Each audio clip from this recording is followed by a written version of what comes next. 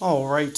Sorry, Greg, streaming here. Let me go ahead and I'm starting this off right at the beginning of this hole for you guys. Let me talk a little bit about my bag. So I have this is going to be, one of the Glenmonarch par fives. Very, very tricky hole. The best thing to do here is to make sure that you hit it in the fairway. That's pretty much step number one. Just to kind of, especially if you have a little bit iffy sand game or rough game, might be best to just hit the fairway here as kind of priority one. Now, whether or not you go with a katana or kingmaker in this is going to be entirely up to you guys. But notice how I'm just kind of scaling back a bit, and I'm just going to almost even do a layup here because I know I'm not getting to the green 99% in two shots, so I'm just going to kind of set up my third shot. So notice what I'm doing with the ball guide. I did about 5 topspin. I'm coming back here short like this. And in addition to that, I'm going to go right around 5-6 rings and then just play it straight up. Put it in play and hopefully avoid that rough on the left. Let's see. Yep. And that's something that you could, just tinker with a little bit. If you feel you're going to get a little bit too close to it, you can always go an extra ring to the right and just be careful. But at the same time, I wasn't necessarily, it's not make or break hitting it where my opponent just did. So I know that, and that's one of the reasons that you just see me being a little bit more cavalier. I don't care if it goes there, especially if it's past where he is. Then my shot's going to be that much easier. And he's still kind of up against it, needing to lay up on this side. It's going to require, a well-executed third shot, and we don't know what the wind's going to be. So first, let me just kind of mention my strategy from here. It's going to be more of a curl shot, which is going to focus on kind of landing it here and then using all of my curl. So if you don't have landscape mode, that's okay. Then just don't land it here, land it more over here. So I'm going to, since I have landscape mode, I'm going to get a little bit more aggressive with my land. And just, a little bit less aggressive, I'm going to land more centered and just let some of the side spin take it over safety. Whereas you guys can, especially if you're on iOS, you can just play it a little bit more right of center and use all the curl that you can do for that shot. And you can see I got it up there very close to a reasonable pitch distance. And you can see my opponent, he kind of got best case scenario here. So in a perfect world, for your third shot when you lay up, you're going to get this wind. So that way you can easily put it on the green for 3. And let's see my opponent's technique. So what I like to do, so he did get lucky, caught the rough there. Had it not caught the rough, he would have been in the rough. So that was a very fortunate break. What I like to do is I like to use backspin, 1 to 2 bars. When you're on that side, if you use 1 to 2 bars and land it more in here, then it has enough to stop no matter what. Now, what you're going to see me do here, and this is one of the reasons, that I put on claw on my bag. So here's min club. It's about 3 per ring. I'm just going to go for a dunk here because it's basically low risk, and I'm going to play it right around, 2.5 per ring, and maybe just go just a hair over 3 rings, kind of how you see me setting it up here, right around 3 rings there.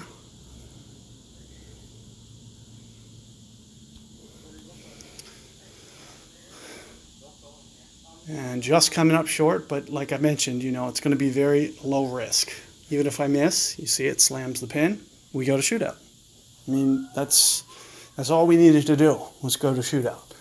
And where I was taking, basically a risk reward to just win outright, not necessarily needing to go in. And as you can see, it almost did play right at min club. So if I would have went 2.5 rings, 2 3/4, it would have probably went in. That was the difference between making and missing. So you saw me just go a little bit over 3, just because it wasn't at min club. I probably shouldn't have done that. Probably should have just played it spot on. Anytime that you're close to min club, it usually doesn't carry too much extra. That's one thing that I want to kind of just reinforce to you guys. The way that I do simple pitches like this, very, very close, I just always go for the dunk. You need very little precision. I don't need perfect ball. There's very little thought process that goes into that dunk, especially with end bringer. So you'll see me play end bringer because accuracy is so high. And when I'm in that close, I could hit a 3-ring pull and it would still go in. So keep that in mind. And with that being said, let's go to the shootout. Now, you see I have a Sniper 10. This is one of the few holes that I don't play a max ring adjustment, especially on a side wind. We're going to play pretty much spot up. And also, we're going to counter that wind. You can see I'm using about 2 bars of side spin here. And we're going to do it kind of in this fashion.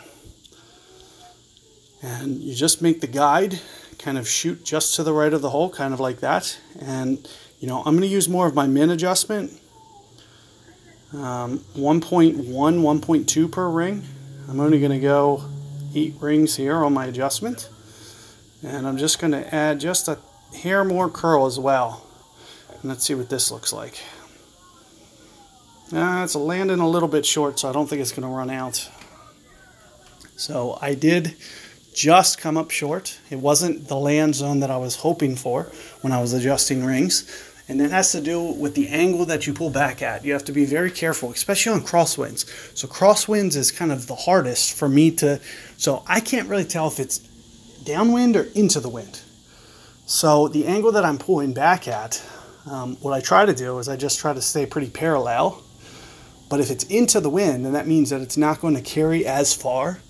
So what I usually do is I pull a little bit more towards the hole when it's into the wind, where that wind was apparently it was into the wind, because you're seeing me come up short with the way that I went about doing that shot. But all things considered, inside 2 yards, that's kind of what you're going for on a 9-10 wind. So all things considered, the shot wasn't too bad. And, I think you guys will have a lot of success if you can kind of model what I just did there. And like I said, on those crosswinds, those are kind of the instances where even I have a little bit of trouble because I can't tell if that's downwind or into the wind. So, and not knowing that is an important fact, because if it's downwind, it's going to carry a little bit extra. Not to mention that the second and third bounces and all those other bounces, they're going to kind of expand a little bit. And what you can see with what I just did with my shootouts is the first top landed short, which means that it was into the wind, even though I couldn't quite see it. So I didn't quite adjust enough up towards the pin.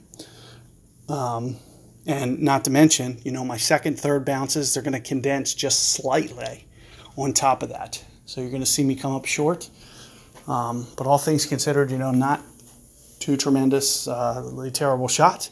You just want to be a little careful with that hole, especially on crosswinds like that. And you just want to make sure that, you're kind of doing everything that's necessary to kind of keep the ball from, winding up too left, especially like you saw that second shot, how it landed short and left. So that's what you want to avoid more than anything, is trying to get a nice, good grasp of how to get it at least going towards the hole. And, where, in my case, it just came up a little bit short, but it was still really, really tight. It was still pretty, all things considered, still a pretty decent shot. So good luck there, and be on the lookout for more holes to come. Good luck, guys.